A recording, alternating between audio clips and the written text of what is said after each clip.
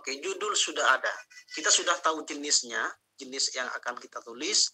Kemudian kita sudah tahu topik spesifiknya yang akan kita tulis. Selanjutnya kita sudah tahu judulnya. Selesai sudah. Baru kita masuk ke struktur kepenulisan. Di dalam struktur kepenulisan, artikel lepas, saya sudah singgung tadi di awal, sebenarnya semuanya sama. Dimulai dari observasi kita atau pengolahan data, penguraian data yang kita peroleh, atau kita berangkat dari polemik yang ada, atau kita berangkat dari apapun itu, yang jelas kita berangkat kalau kita dalam strukturnya itu, kita berangkat dari data dulu. Kan kita jenisnya sudah tahu nih, baru kita berangkat dari data. Setelah dari data kita berangkat, baru kita ke argumentasi. Baru yang terakhir kita menemukan konklusi. Hanya 3 poin yang kita atau yang terkandung di dalam artikel lepas itu. Dari data misalnya, bagaimana kemudian data ada di dalam artikel lepas yang ingin kita tulis? Yang pertama adalah polemiknya.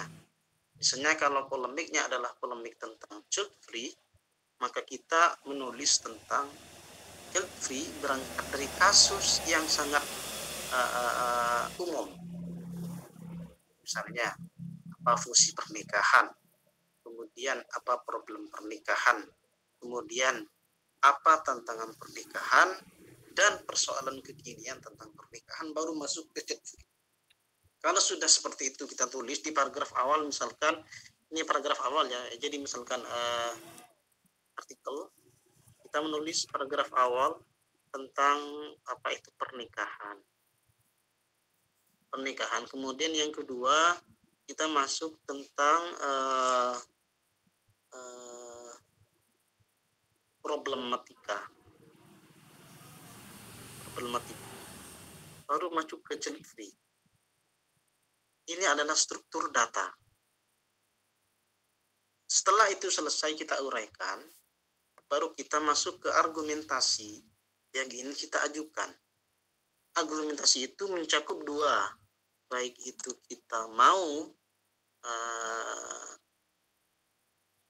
mendukung, ada 3 ya, ya Allah kok enggak nyampe ya.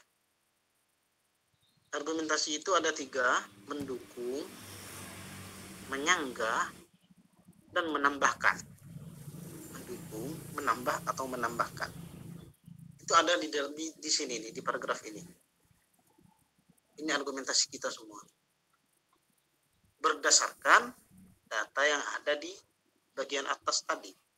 Setelah selesai argumentasi, baru kita masuk terhadap yang bagian akhir, yaitu konklusi dari data plus argumentasi yang sudah kita tawarkan.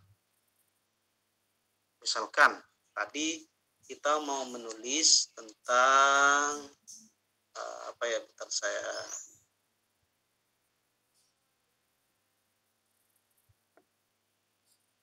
cari ini dulu, bentar.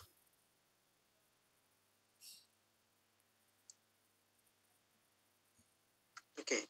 Misalkan kita mau meneliti tentang Walid Saleh. Walid Saleh itu adalah seorang periset tentang Al-Quran dan tafsir. Tapi dia bukan dari ini ya.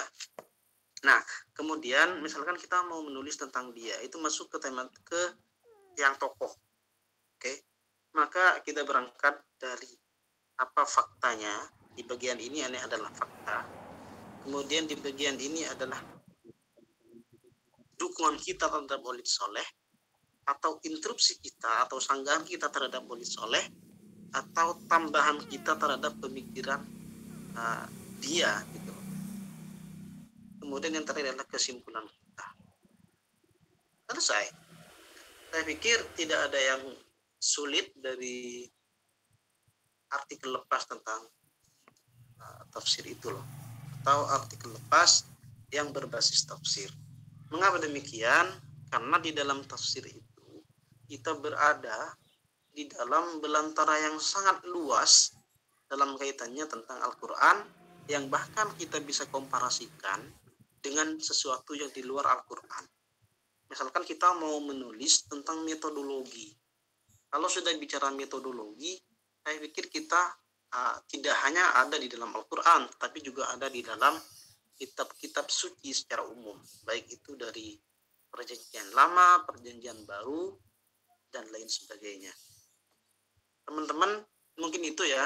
Jadi yang pertama kita harus tahu jenisnya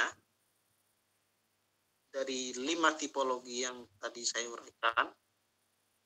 Tematik, tokoh, filologi, living, atau analisis, itu hanya istilah imajiner ya. Tapi saya ingin menegaskan bahwa sebenarnya yang ingin sampaikan adalah saya ini. Tapi untuk menemukan ini, kita harus tahu jenisnya dulu. Mungkin 5 istilah ini, 1, 2, 3, 4, 5 ini sudah tidak asing bagi mahasiswa tafsir, tapi sangat masih jarang yang bisa menemukan judul secara instan atau secara cepat karena kesulitan membuat tipologi.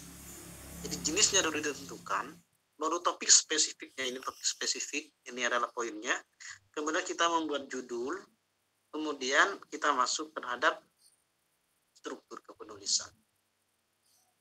Praktiknya nanti mungkin oleh Pak Khalilullah ya teman-teman. Kita perpanjang di diskusi, waktu kita tinggal 20 menit. Terima kasih.